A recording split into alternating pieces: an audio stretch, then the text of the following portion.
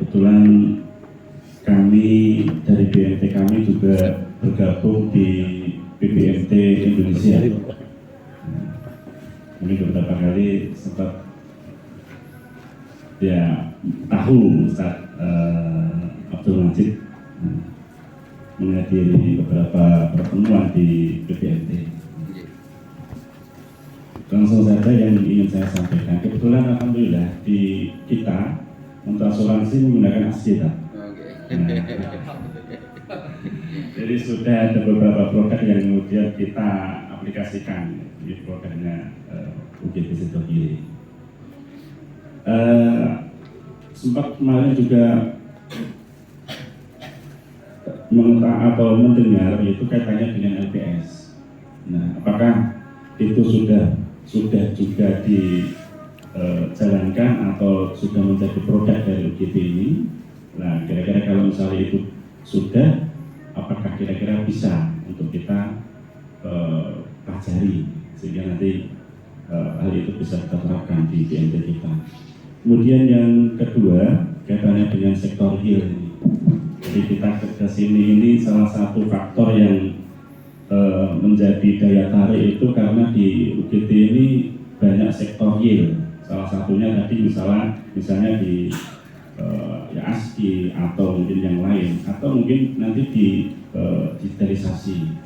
Nah, selain itu juga usaha-usaha real seperti Basmalah atau yang lainnya. Kira-kira sektor real itu yang menjadikan atau yang menjadi ini faktor dibukanya atau menjadi faktor keberhasilan dari usaha real itu bagaimana?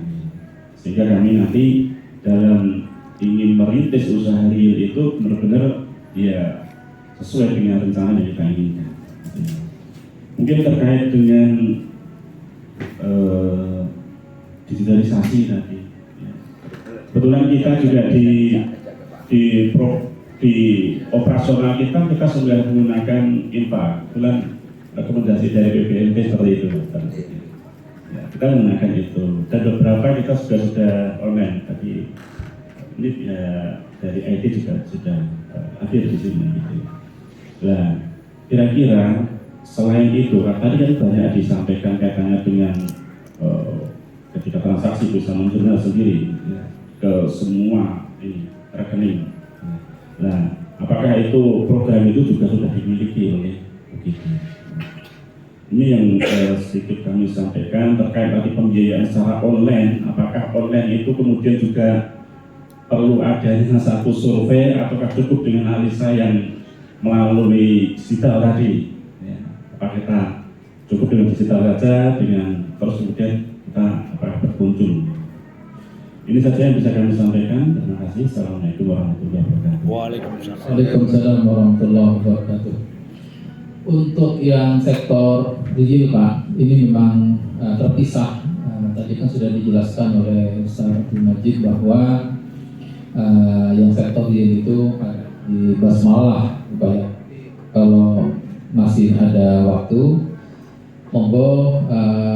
Tapi nanti katanya kalau pengurusnya, kalau yang di kantor pusat baru bisa ditemui jam 1. Tapi kalau langsung ke tokonya, ini di pinggir kita, ini ada toko Basmalah, bisa belanja-belanja di situ juga, atau lihat-lihat bagaimana mulai dari penataan.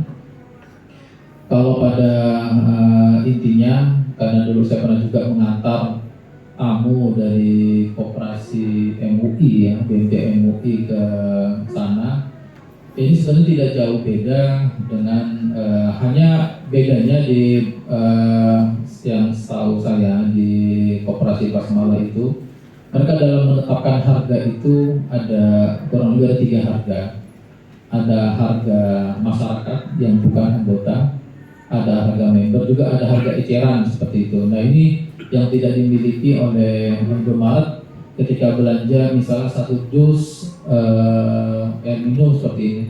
Itu kalau di Indomaret dia dihitung satuan. Tapi kalau di Basmalah ketika belanja 1 dus itu dihitung partai. Ya, jadi dihitung grosir sehingga dia harganya jauh lebih murah. Nah, salah satu faktornya memang berbasis member, anggota, keanggotaan. Jadi dengan membangun member itu memberikan bahwa koperasi retail ini adalah miliknya anggota, miliknya mereka.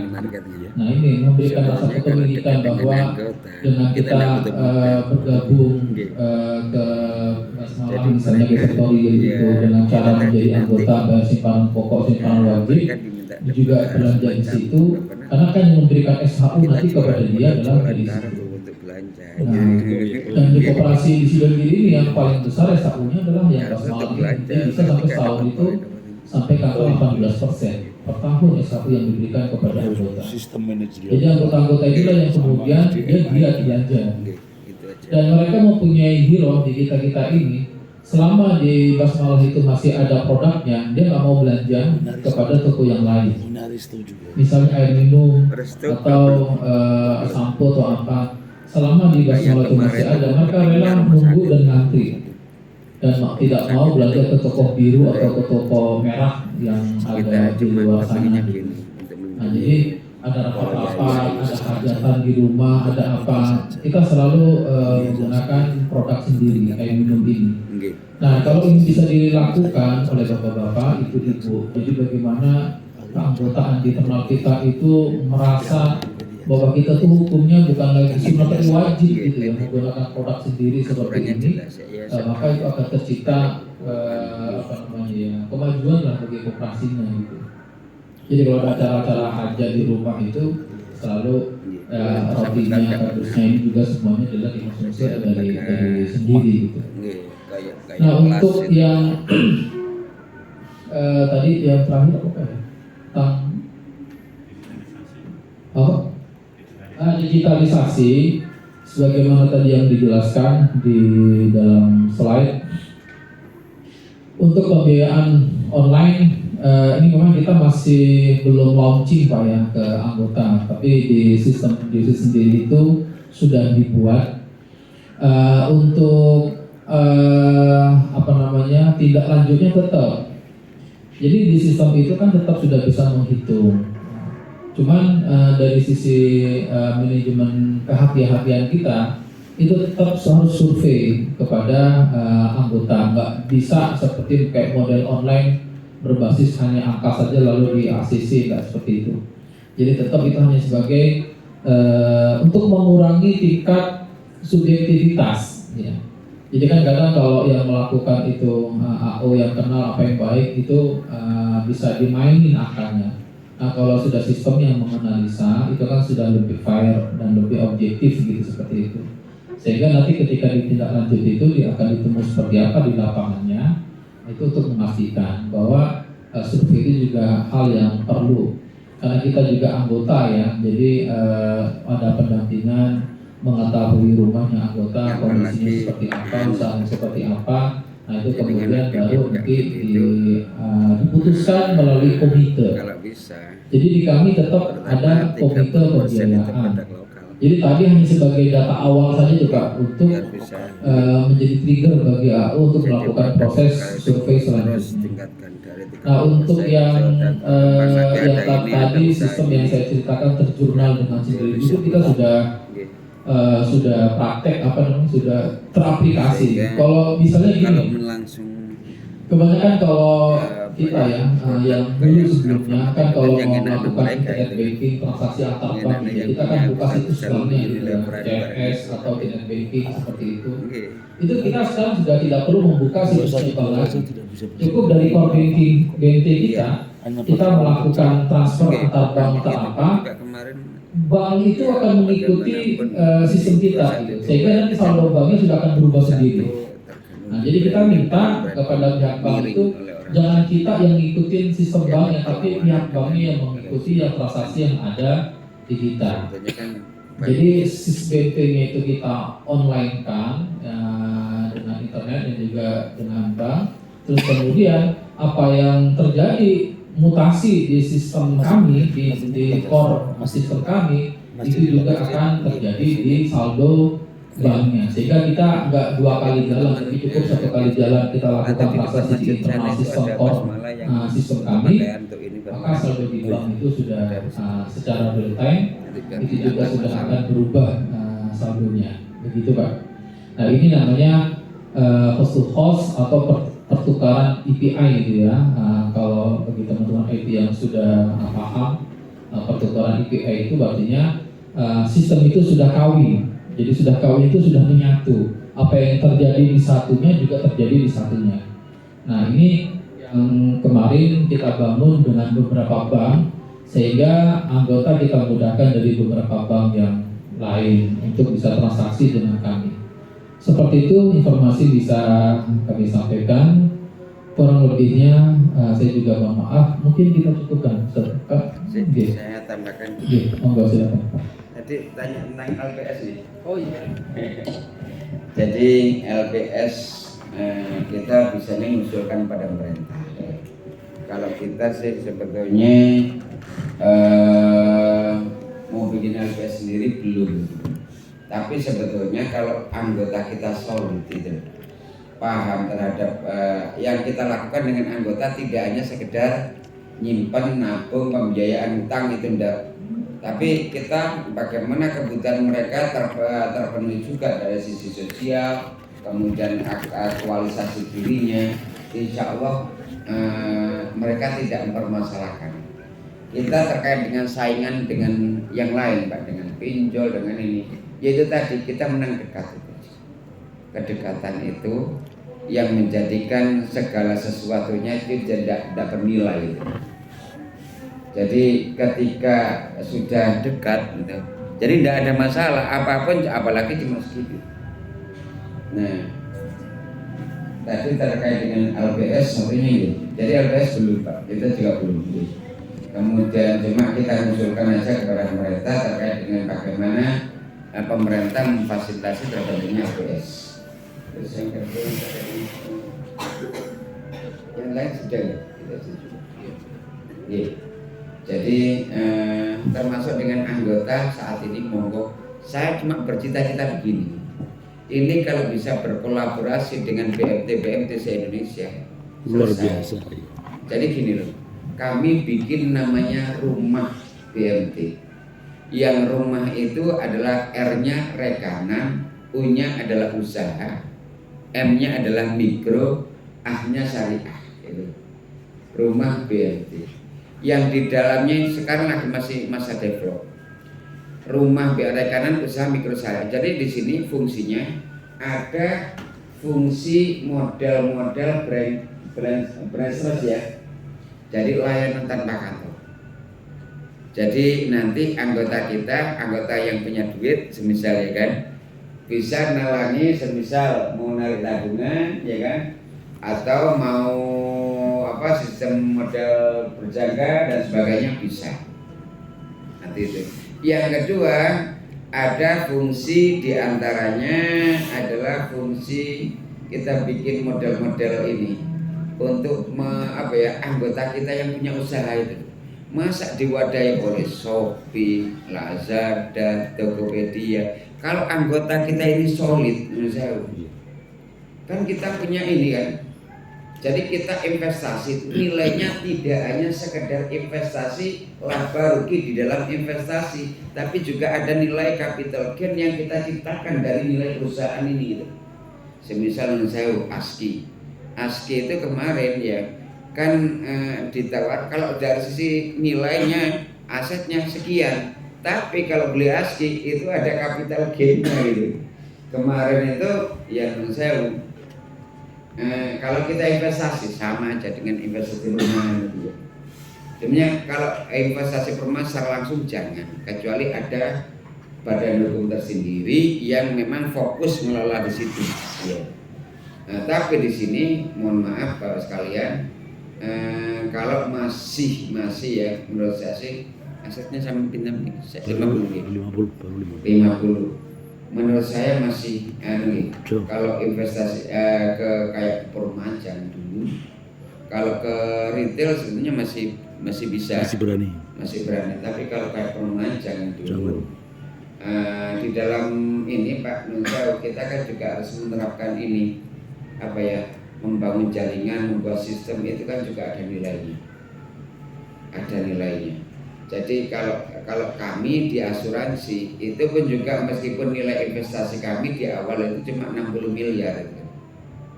Investasi untuk bikin ASKI di awal. Saat ini untuk bikin ASKI itu harus sudah 100 miliar. Masya Allah. Untuk bikin asuransi itu harus 100 modal setornya itu harus 100 miliar gitu. Nah, berarti kalau ini kemarin kan cuma ada yang nawar kemarin itu 2 kali modal, nggak saya kasihkan gitu. Masya Allah. Gitu kan, ditawar 2 kali modal, padahal setiap tahunnya kan juga sudah ada profit kan itu ya. Tapi ini ada kenaikan capital gain-nya itu. Itu menurut saya jenengan itu kalau asuransi sudah jadi ya. Saya sebetulnya dulu setelah asuransi jadi saya bikin asuransi bagus, saya bikin rumah sakit. Kepinginnya begitu. Kenapa? Rumah sakit yang gede-gede itu bukan miliknya kita, miliknya non muslim. Bahkan Siloam itu miliknya Singapura, ada jelas-jelas ada gambar salibnya itu. Saya khawatir kalau kiai berobat ke situ, tokoh-tokoh kita berobat ke situ, jangan-jangan diprogram setahun 2 tahun mati gitu kan itu. Saya khawatir juga kan itu. Makanya saya harus bikin rumah sakit. Nah, dari situ sekalian maunya kan bagaimana kayak gini. Kemarin sebetulnya ASKI itu mau saya tawarkan, ya saya ngajak kerja sama BSI. Tapi terus terang ya teman-teman kita itu terburu-buru ini sih menikmati itu. Maunya kan BSI begitu gabung antara BNI, BNI Syariah, BSM, BRI Syariah ya, itu gabung, itu kan nilainya kan jadi gede. Nah kemarin tuh ayo sudah saya tawarkan sesama ini aja, sama miliki dengan sekian persen. Sebetulnya apa itu kalau cepat dengan prudensial itu ya mohon maaf, BSI diem aja kayak gitu. Yang penting apa itu nanti nasabahnya semua asuransinya ke prudensial. Dia nawarin duit 1 triliun. Cantik. Saking apa? Ya itu tadi. Kalau bank yang memang ini. Kalau kita ASKI memang kepingin yang syariah dan mikro-mikro itu. Tapi ternyata memang berat usianya, masya Allah itu kan ya. Tapi saya tetap inilah istiqomah karena ini intinya memang perjuangan kan itu. Kalau yang menurut saya kayak prudensial kayak ini ya asuransi yang dulu Bumi Putra dan macam yang sekarang yang bermasalah, ya mereka mohon maaf biaya bakar uangnya aja untuk mendirikan asuransi itu biasa 5 tahun rugi itu biasa. 5 tahun rugi memang modalnya udah gede itu kan. Tapi baru setelah 5 tahun baru. Tapi nilainya pun juga begitu. Kayak BNI Life itu dulu modalnya cuma 120, tapi dijual sampai 5 kali modal. Jadi nilai investasinya tidak hanya dari pendapatan itu, tapi juga dari yang lain. Kalau kami masih kecil, kenapa? Ya dari pembiayaan dan tabungan aja itu. Dan itu orang-orang mikro. Kadang-kadang apalagi kayak kemarin waktunya COVID, waduh banyak klaimnya tidak gaduh-gaduh kan. Tapi tidak apa-apa. Insya Allah kami tetap bertahan. Nah, jadi kalau mau investasi mungkin yang ringan-ringan aja yang bisa dijangkau, terutama yang ada kaitannya dengan hubungannya dengan yayasan tadi itu bagus. Misal, nah, tapi jangan harus di manajemen sendiri. Ada manajemen sendiri baik itu korporasi atau begitu. Itu aja Pak barangkali yang bisa kami sampaikan. Mohon maaf loh, ini kita sharing-sharing aja. Mungkin kalau ada hal yang kurang lebihnya mohon maaf, ini ya kami mohon maaf. Toh andaikan nanti jam 1 masihnya bisa ke ke Kodren ya. Barangkali mau melihat ke sistem IT kita juga bisa ya. Ya, di USID sana kami develop semua program-program tadi itu, termasuk andaikan nanti lah semuanya memakai aplikasi rumah BMT itu. Jadi rumahnya kita semua rumah BMT.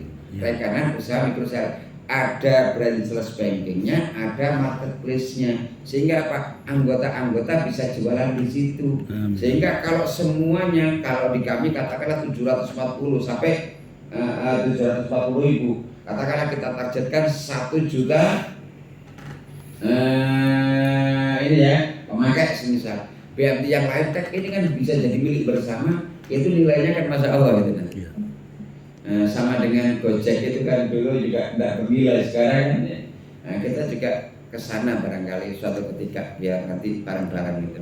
Amin, amin. Tinggal bagaimana kita ngatur kepemilikannya berjamaah bareng-bareng gitu aja. Tinggal siapa yang ditunjuk jadi imam gitu. Amin, amin, amin. Gitu.